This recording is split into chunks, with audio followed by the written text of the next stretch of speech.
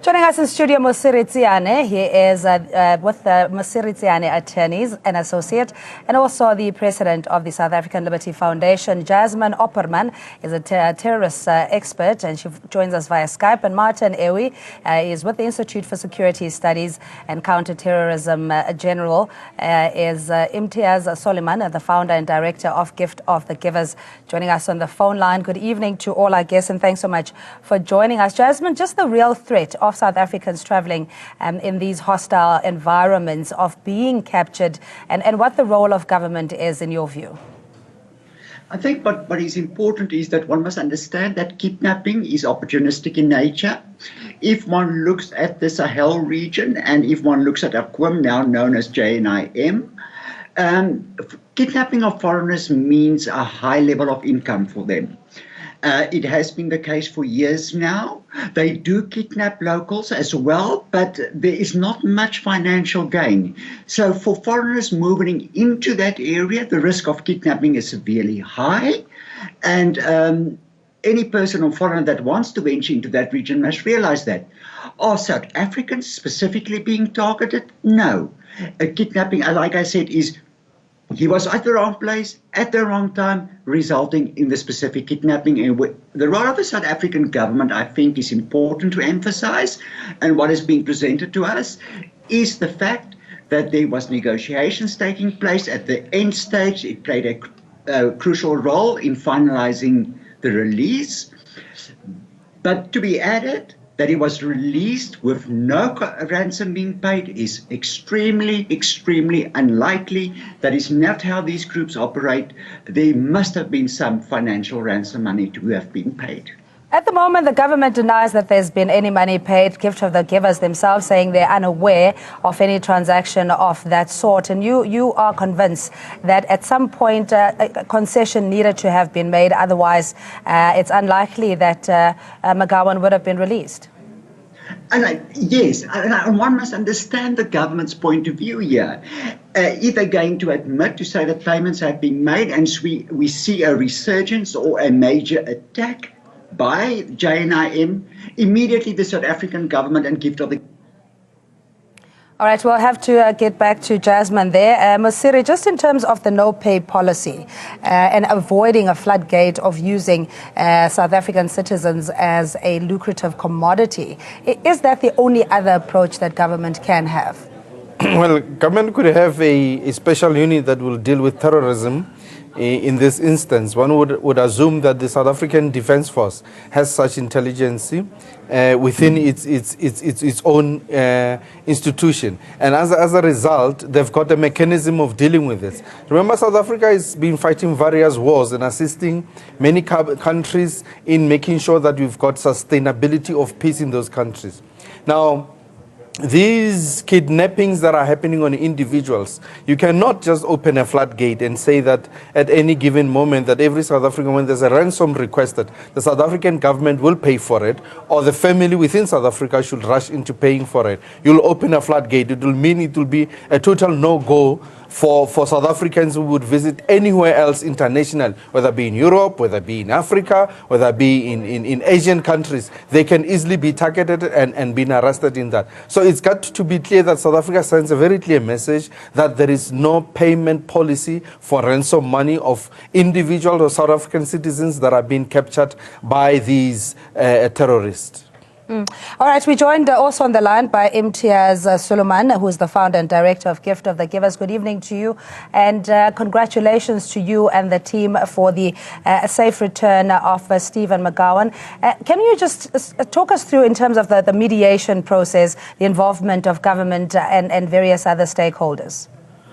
Well, hello, Cindy.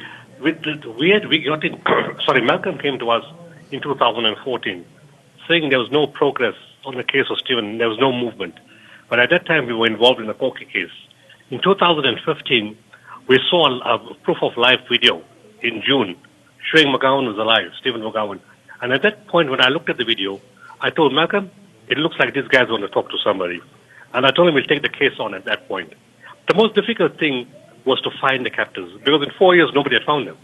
And from our experience in Yemen, we decided to send the person in of Mali origin into Mali and to go from the length and breadth of the country to make a loud announcement that is here to find somebody who can point him to somebody, who can lead him to the captors or to somebody in between.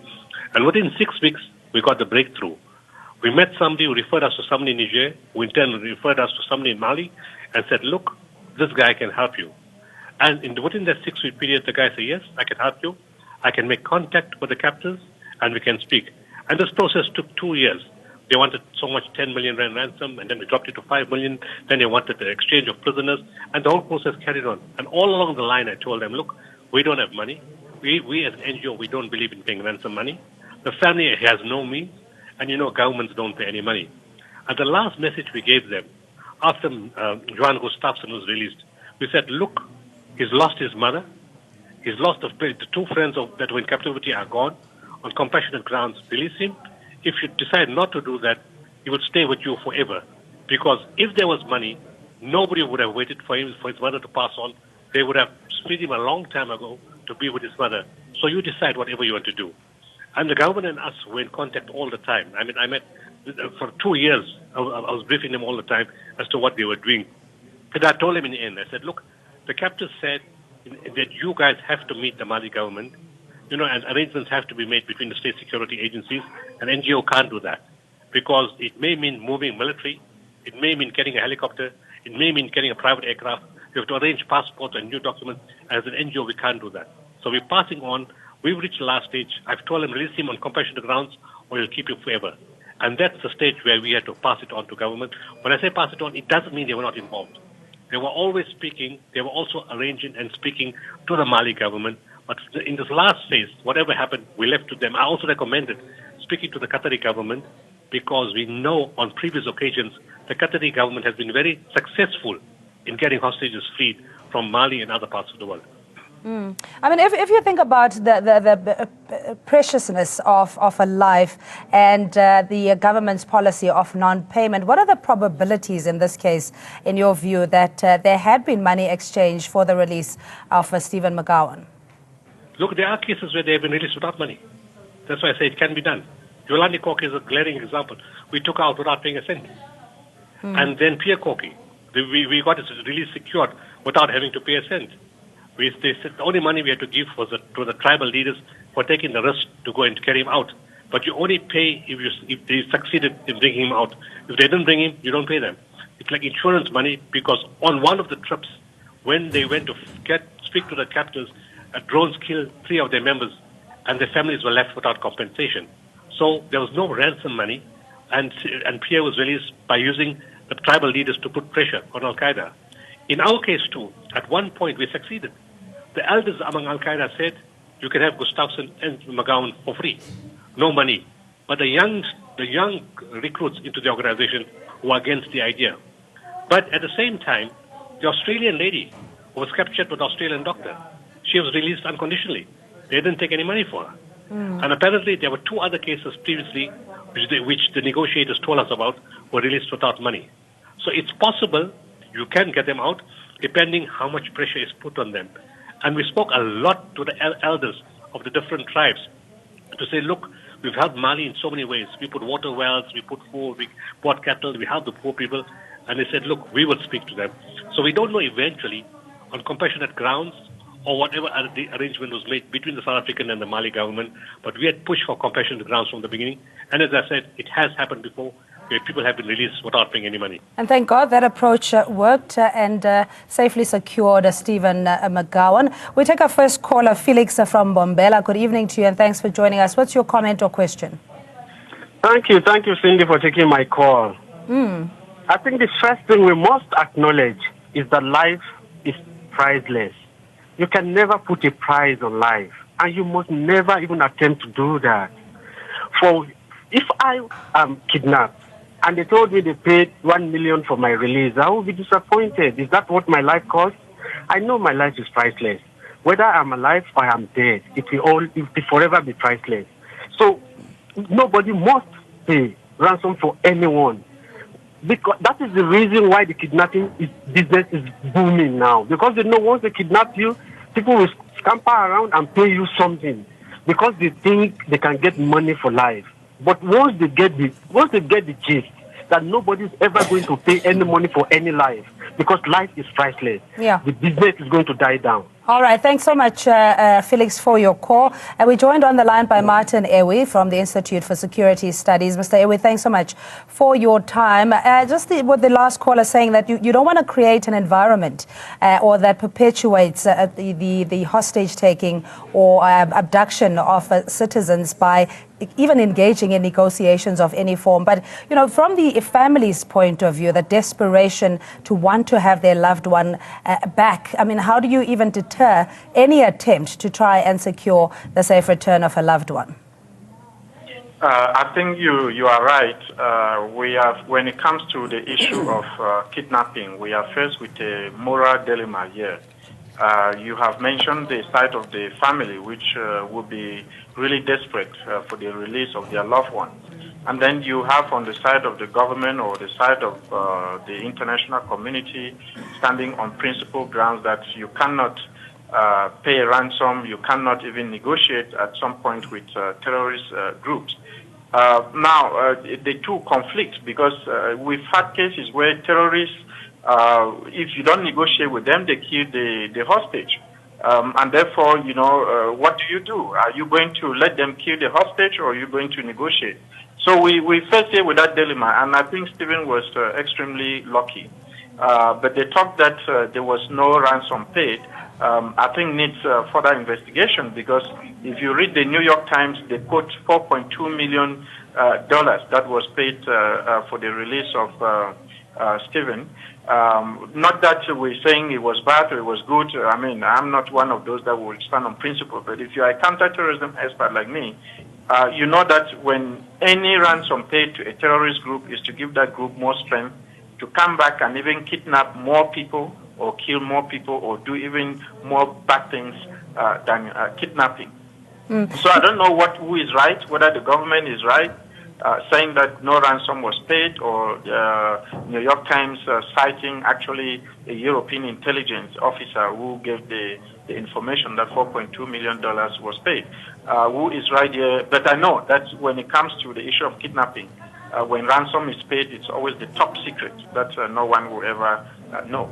All right, just stay on the line, please, Mr. Ewe. We have Mr. Mutsibi in Soweto. Good evening to you, and thanks for joining us. Mr. Mutsibi? Hi, ma'am. How are you? I'm well, thank you. What's your question or comment? Okay, my question was, South Africa, the government who are ruling South Africa now, it's well known in the whole world. That's why I know South Africa always was blessed, because I can say that the ANC ruling party, because now they were all over in the world. If no outsider Al-Qaeda arrest one of the people of the South African, if no they are not to say that he's from South Africa, honestly they are going to relieve that guy, because no, the ruling party is blessed by God. All right. And I say also no, thanks to the family and the guy who are being arrested outside. All right, Mr. Motsibe, thank you so much. Much appreciated. Just coming back to that, Mr. Suleiman, in that we hear from the Institute of Security Studies that it's all likelihood, and taking international reports, that a ransom has been paid and that has been kept top secret. What does that then mean for future captors or even a similar situation occurring? Look, ransom is paid in lots of situations. There are situations where ransom is not paid, as I mentioned to you earlier. That's a given. Ransom is paid. But there's something seriously wrong with that article. The article talks about French operatives working with one of my guys to transfer the money. First of all, there's a major problem with that. From the beginning, right on now, we had no contact with anybody from the French government. Secondly, the South African government had no contact with any of the French government. Thirdly, the captors told us from the beginning, if you involve anybody from the French, we will cut the negotiations immediately. Fourthly, they said that the money was taken from us, from South Africa to Mali to the French operative. Now, there's a serious problem with that, because first of all, when the captors develop a relationship, they would develop the relationship with one person. And the only person that developed a relationship via the intermediaries was my negotiator from South Africa. If at any point you change the negotiator, send somebody else, or make some changes, they will not negotiate with anymore because they won't trust you. They think you send a spy in their place. So if anybody has to carry money, it has to be the same guy they know for the last 2 years. The strange thing is, in the last 4 months, my guy hasn't left South Africa. So who took money to them? Who brought money to them? Which negotiator are they talking about? Which intermediary are they talking about? From where did they get information? That story is completely like sensationalism. The South African government could have never used the French.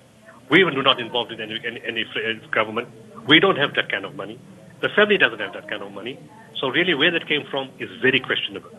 All right, Mr. Suleiman, thanks indeed. That's Imtiaz Suleiman, founder and director of Gift of the Givers. We take our last caller, George in Secunda. Good evening to you. Hello, ma'am. How are you? I'm well, thank you. How are you? All right. Now, first, we want to thank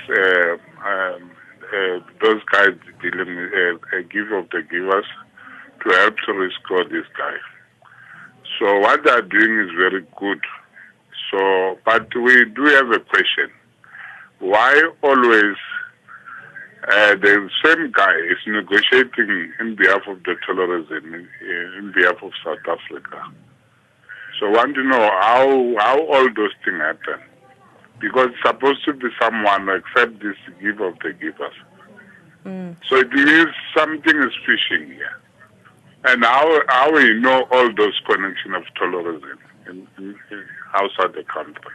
All right, George. And other thing, very briefly, please. Other question that I want to know, I don't think the terrorists can release that guy without paying any money.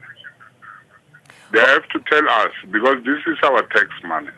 Well, at this stage, we're none the wiser, George, but thanks so much. We'll put that to our panelists. Mosiri, just in terms of the legalities around, or rather, I suppose, the interventions, whether the protocol is that government gets involved, the question is, why is an NGO more instrumental in reaching a successful return of citizens as opposed to government's involvement? Well, I think what we've heard from what Mr. Suleiman just indicated, that all throughout the process, they've been working with the South African government. South African government, on the other hand, has been working with the Mali government. So there is no way in which you can blame South African government and say, you have not done your job. In actual fact, the negotiations and everyday report about what's happening has always been referred back to South African government. Now, it means South African government has been on this case from day one. But it is not going to make sure, or rather in terms of treating this matter, it has to treat it in that delicate fashion. But you would, as indicated further, is that at all times, they've been in negotiation with the Mali government. So one would conclude that South African government is strongly in touch with it, has been part and parcel of this program, and in any way has been given the support. But we would not want at all instances that we would want government to interfere in that, because these people who have, rather these terrorists, they don't want to talk to government. They want to talk to the families. They want to talk to other individuals who are willing to pay. They're not holding a hostage, particularly for a South African government. They are holding a hostage of a person. So that is the person that they want, but they want anybody else from the family members who are willing to pay. They know that most government are not willing to pay. Yeah. All right, Mr. Suleiman, if we still have you on the line, just in terms of your capacity at the networks, you mentioned that you found a representative or a Malian ransom negotiator, hostage negotiator. Give us a sense of how widespread your operations are, just to satisfy the question from George. To Yemen. We got involved in Yemen because my office manager called me from Yemen. We have an office in Yemen. It so happened, look, there are other countries where people are taking hostages and we can't do anything because we don't have a presence there. We didn't have a presence in Mali either, but I'll come back to that. In Yemen, because we have a presence, the government, the state security, everybody knew us. So when the office manager heard of the South Africans being kidnapped, he said, you know what, one of your own kind has been kidnapped here. Can we do something? I said, look, governments don't talk to terrorists. If nobody speaks, they will be kept in captivity and nothing will be achieved. We have nothing to lose. We are humanitarian. We save lives. We help people. If to get a hostage out means we can save a life, let's do it. But, you know, we have to start. We got no guarantee it's going to work. And that's how the process started. For 7 months, he kept on announcing, I want to talk. At that point, we didn't know Al Qaeda held them because there's lots of groups in Yemen. And for 7 months, he announced who's got the Corky family. We like to talk to them. We like to talk to them. He announced it in the media every time he built a water well or did a distribution. And after 7 months only, he got a call one day. Are you the guy asking for people who's got the South Africans? We are the guys. Come and talk to us. He was called to a certain point. When he met them, they said, do you know who we are? Do you know who you've been looking for? We are Al Qaeda, and you know what we're capable of. So that's how that negotiation started. In Mali, it was complicated because nobody knows us. We have no operations there, no network, nobody to talk to. So in South Africa, in the media, I made an announcement in 2015 to say, is there anybody of Mali origin in our country? I need somebody who knows the North well, who knows the tribes, who has a relationship with different people, who's willing to risk life, who's willing to go into the area and try to find some information or find some way of getting the captors. And a guy turned up, Muhammad Yahya Diko, walked into our office 2 hours later. He says, I know a lot of people in the tribes. That's tribe, we have nothing to lose. I know it's risky. Yeah, Mr. Suleiman, we will have to pick up the story at a later occasion, but thanks indeed and congratulations again to you and the efforts made from the various government structures and the stakeholders involved. Thank you indeed for our guests as well. Mosiri Tsiane is with Mosiri Tsiane Attorneys and Associates. He's also the chairperson of SELF. On the line, we had Jasmine Opperman, a terror expert, and Martin Ewi from the Institute for Security Studies, and of course Imitias Suleiman, founder and director from the Gift of the Givers. Thanks again for calling in. We'll take a quick head break. See you shortly.